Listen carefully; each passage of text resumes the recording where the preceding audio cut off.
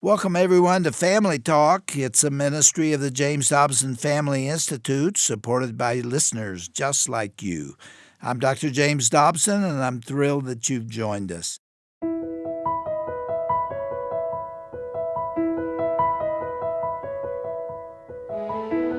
Well, welcome to Family Talk, the broadcast ministry of the Dr. James Dobson Family Institute. I'm Roger Marsh with a special word of thanks for everyone who made Giving Tuesday such a spectacular day here. As you recall, we had a $100,000 matching gift in place yesterday only, and the response was overwhelming. So for all who have made donations on Giving Tuesday this year, thank you so much for your faithful financial partnership. On today's program, we continue with our Best of Broadcast collection, and today's theme centers on brokenness. It manifests itself in countless ways, from physical damage to emotional wounds to spiritual burdens that really weigh heavy on your heart. When those unthinkable moments of tragedy strike, we often find ourselves questioning God's role, wondering why He would allow such profound suffering to enter our lives. Well, during the next half hour, we're going to hear a special message featuring a conversation with Dr. James Dobson and his guest, Pastor Lon Solomon.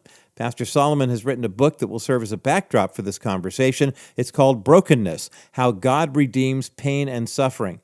Lon Solomon served for 4 decades as pastor of McLean Bible Church. He also spent 4 years advising President George W. Bush on issues affecting people with intellectual disabilities. And Pastor Solomon will be sharing with us on today's program how God has worked powerfully through his own daughter Jill's life, Jill, a young woman born with special needs. Now, today's program is a classic Family Talk broadcast. It was actually recorded several years ago, but it's also been selected as one of our best of broadcasts for 2024 because when we re-aired it earlier this year, the response was so incredible. By the way, I'll share more about our 2024 Best of Broadcast collection later in the program. But right now, let's listen in on Dr. James Dobson's conversation with Pastor Lon Solomon here on Family Talk.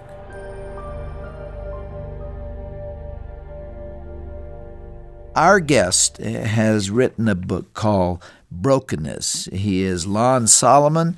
He's the senior pastor of McLean Bible Church in the Virginia suburbs in Washington, D.C., where more than 10,000 people attend each weekend. He also serves on the board of Jews for Jesus and was appointed by President George W. Bush to serve as a member of the President's Committee on People with Intellectual Disabilities. Lon, you have written a book called Brokenness, just simply Brokenness, because as a pastor, you have dealt with many broken people, and there was a time in your life when you and Brenda, your wife, were broken as well. What led you to get into this very difficult subject?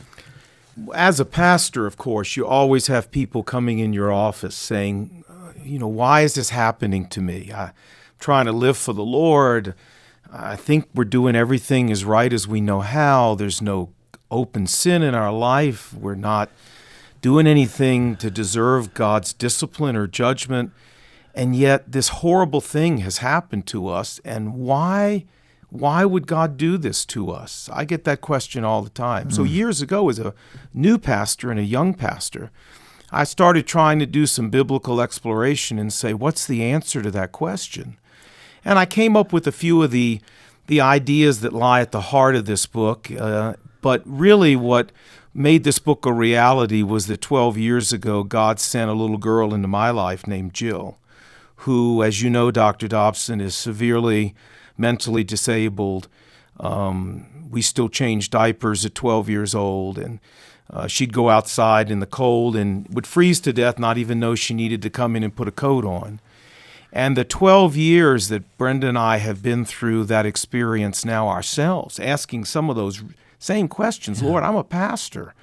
The best of my knowledge, I'm doing it the way I'm supposed to do it here. Why in the world would you do this to us? Really produced the answers in the book called Brokenness. Yeah. I want to come back to that story and that illustration, but define brokenness.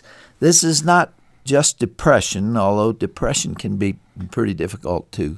And this is not just despair, brokenness means you really are at the end of your rope. You're really at the point where you just feel like you can't go on anymore. Is there more to it than that? How would you define it? Well, brokenness is a spiritual process. I mean, the despair, depression, these are human processes, but brokenness is a spiritual process where God uses all of that, the pain, the heartache, the suffering, to produce a spiritual result in our life that's good and positive and redeeming. The whole idea of the book is that suffering has a redeeming purpose in God's plan for our lives if we'll just let God work this through. And E.M. Bounds, The Power of Prayer, he made this quote, and I think this really sums up the problem, if I could read it. He said, "Men are God's method. The church is looking for better methods. God is looking for better men. What the church needs today is not more machinery or better, not new organizations or more novel methods, but men whom the Holy Spirit can use. The Holy Ghost does not come on machinery, but on men. He does not anoint plans, he anoints men." And we live in a very method-driven world today. We have methods for everything from breathing in childbirth to how to beat the house in blackjack. And it has affected our Christian community. We're very methods-driven as a church. Let some church come up with a great program and suddenly they've got a huge line of people who want to take it and copy it. But it's interesting, Dr. Dobson, in the Bible, God has very little to say about methods. If you go to the Bible to construct a methodology for much of anything in the New Testament, you won't find it.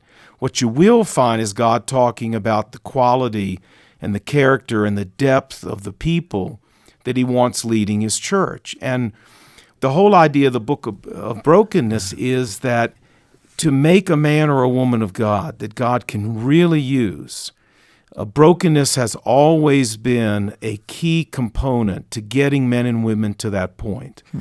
And without that process, it's really very difficult to get to the place God can use us in a mighty way. You mentioned methods. I've noticed that Jesus in his healing rarely used the same approach.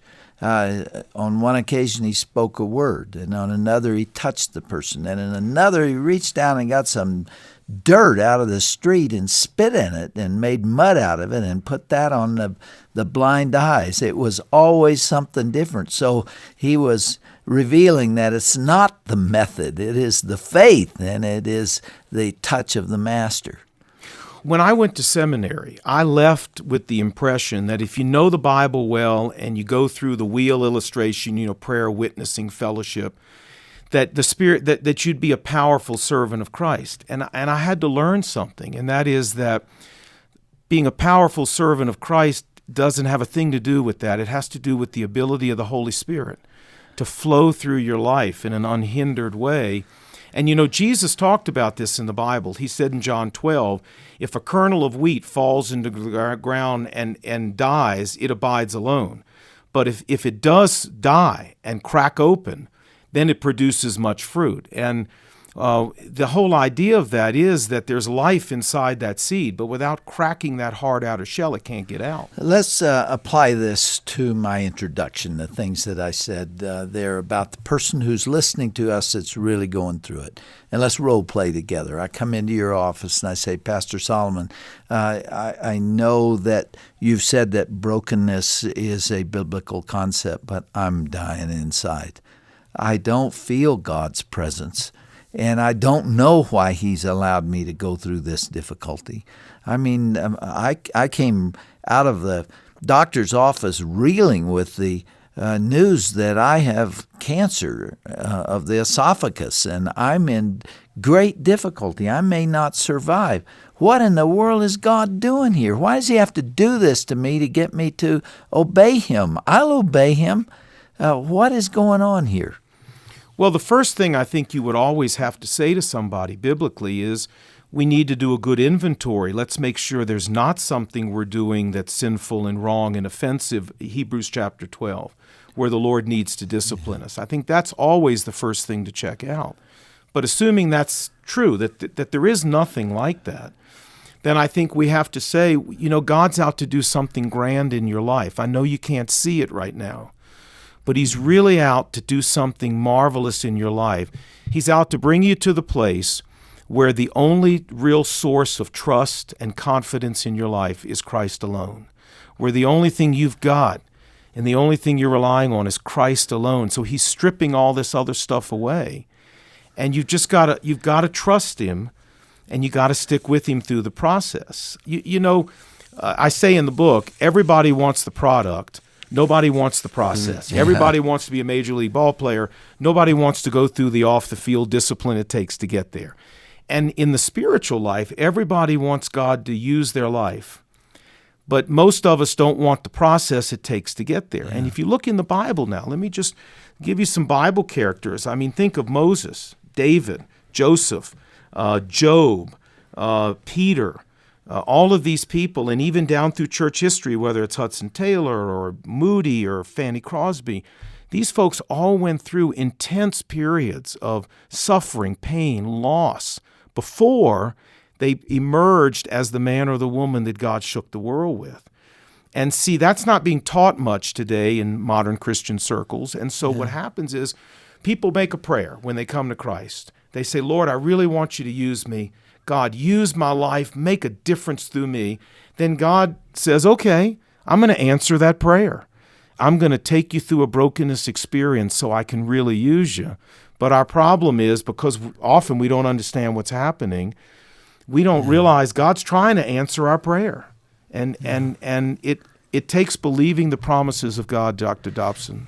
Let's go back to the birth of your daughter. Okay. Was that your first child? Our fourth. Fourth child. And the doctor came in and told you that she was mentally retarded, or did you not know it? No, what happened was she started having seizures at 3 months old, and they got worse and worse and eventually completely out of control. She's probably had 5,000 or 6,000 grand mals in her life and continues to, less now. But the level of mental retardation and brain injury that occurred has just been profound.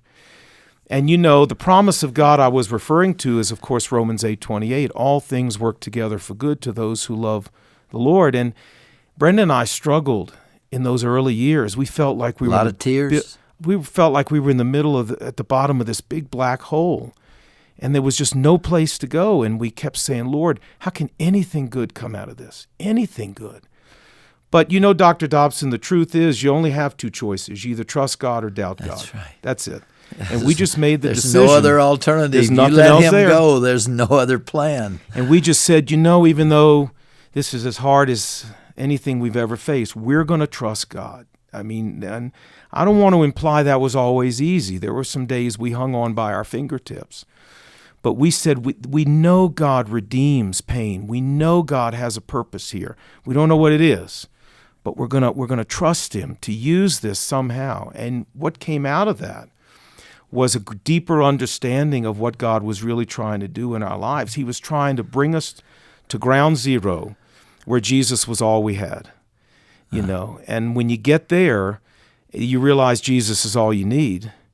And suddenly God can then start rebuilding your life now and really using you for his glory because he's stripped everything else away and the Spirit can flow. And it took us years to really begin to see the positive side. And the other positive aspect of this is that from it has come a ministry at McLean Bible Church to those who are disabled or handicapped in one way or another or mentally disabled. You have one of the greatest outreaches to those in that kind of need and their families that I've ever seen.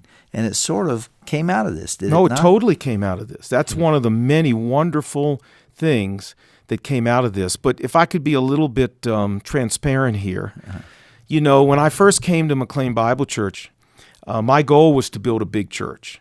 Now, it was for maybe some good reasons, but for a lot of bad reasons. A lot of it was about me.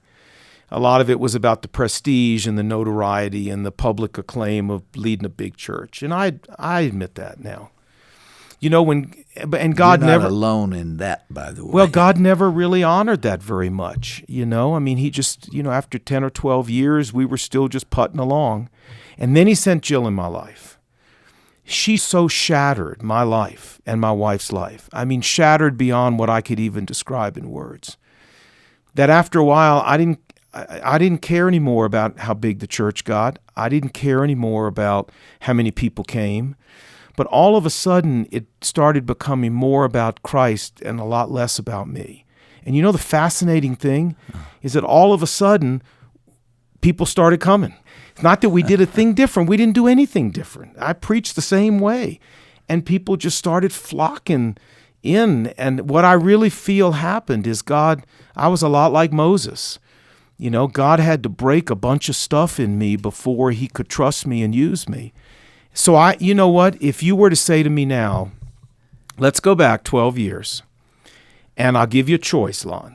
You can have a normal, healthy daughter, and McLean Bible Church and the work of God will continue just like it did then, putting along. Or you can have Jill, and what's happened since then with all the ministry, take a choice.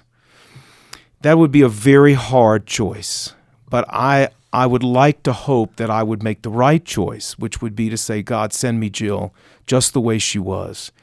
Especially because you're convinced that it was not a mistake that she was born. Of course it wasn't. That was God's gift to you. It was. And God needed to break me.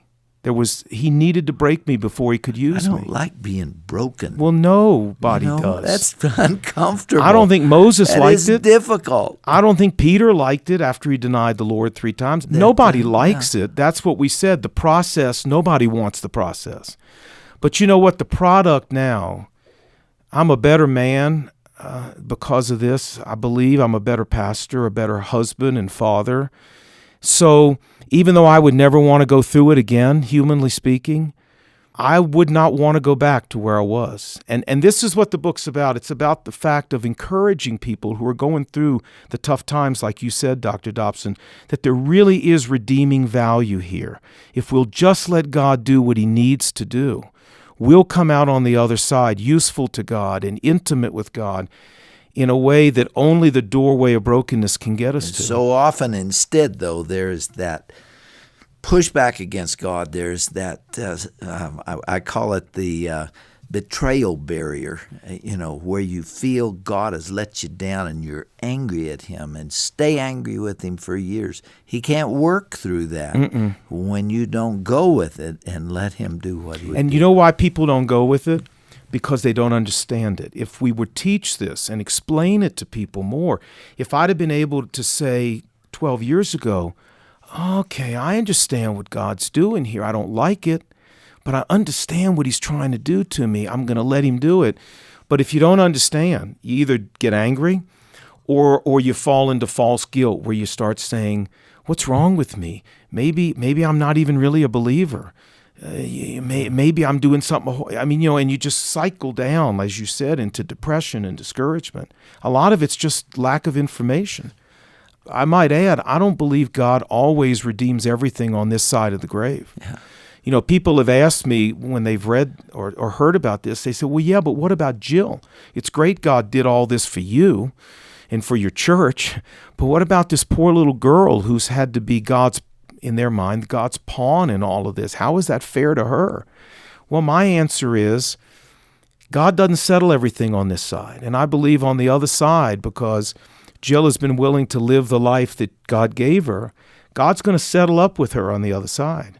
I believe that. And that there are going to be a lot of people who are going to be glad they served Jill on this side when we get to the other side. And God never broke anybody with success. And he's trying to answer our prayer.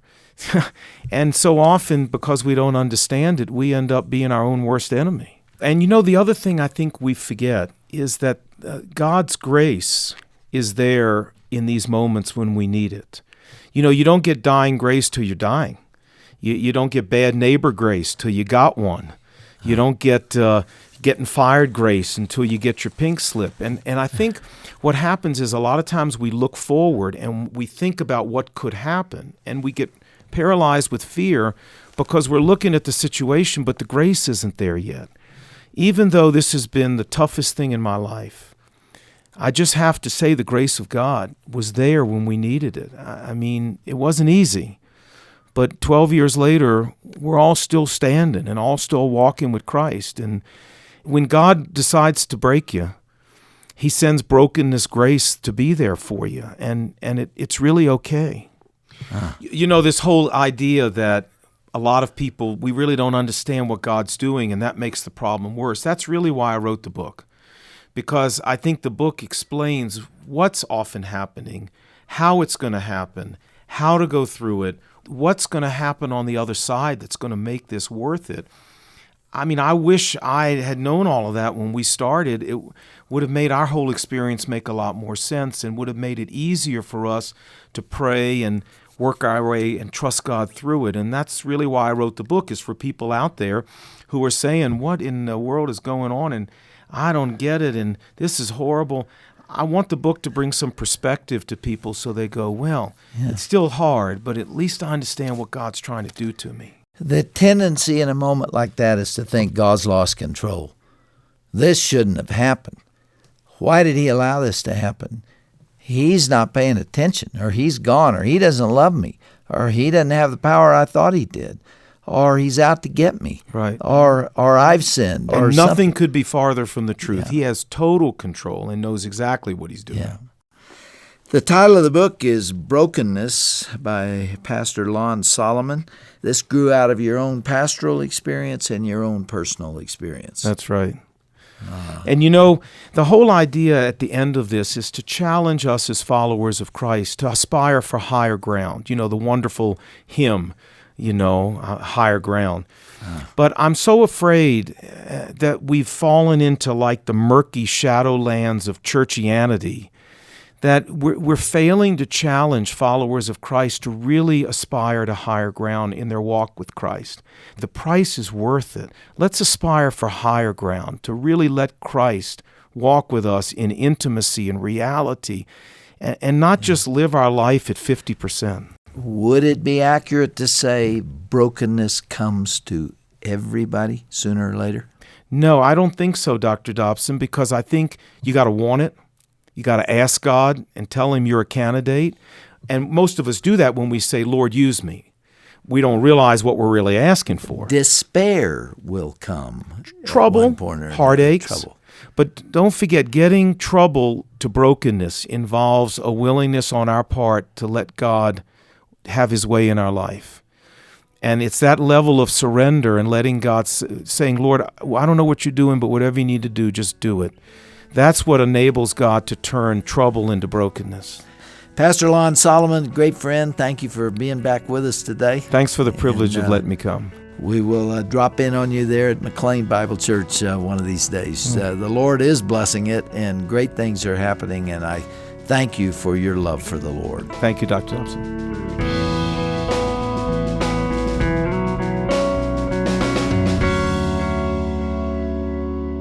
You know, when life gets tough, it's not always easy to trust God's plan, but that's exactly when we need to lean on Him the most.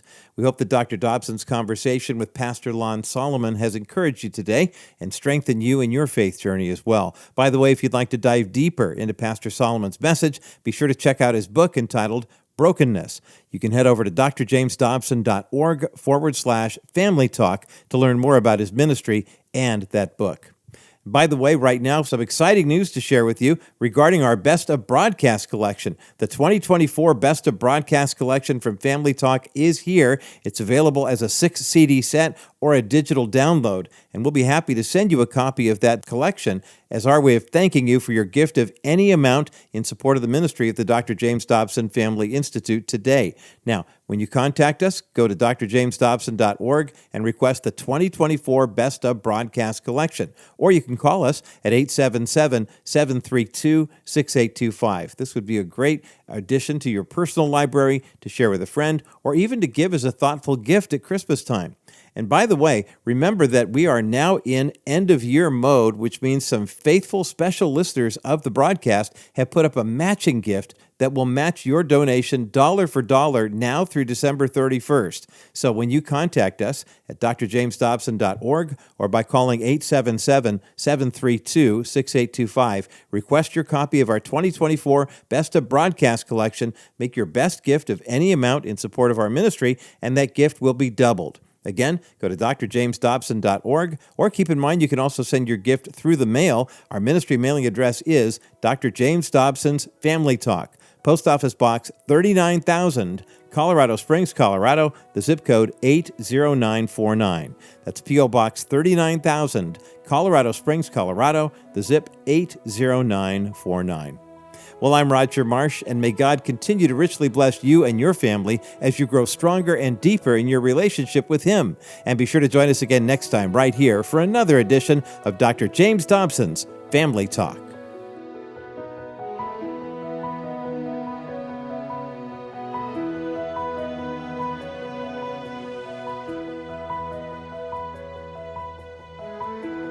This has been a presentation of the Dr. James Dobson Family Institute.